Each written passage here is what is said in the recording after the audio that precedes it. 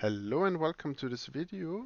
In this video I'm going to show you how you can install Octane on a Linux machine. We are trying it on Ubuntu 22.04, so let's get straight into it. On the Octane repository, I'm clicking here on the Getting Started as a User, and we are going over the Linux local installation now. Okay, step one is we need to install some packages. We will just copy this command, open up, let's take a fresh one. Oh,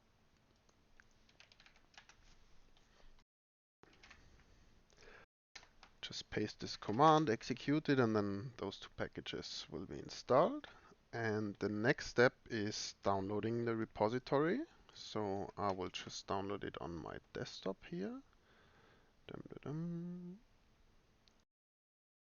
I'm gonna open a terminal here on my desktop, and then I can just paste this command to download the repository.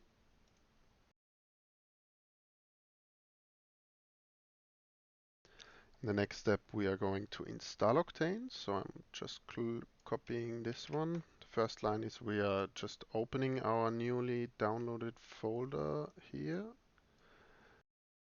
So let's just paste it. And the next one is to make our installation script executable, and then here we are executing our installation script. So once this is done, our installation should be ready to go. This actually takes quite a while, probably like 5, 10, 15 minutes, depending on your connection speed and speed of your computer. So I'm gonna pause. Okay, that's it. The interface started automatically after the installation, and now I'm going to show you how to start it. We have it also here in the tutorial. So we need to open a terminal inside our Octane folder, and then we just need to execute our start script, and we are ready to go.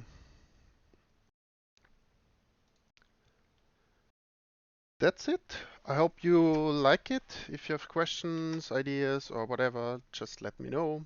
And have a great day. Bye.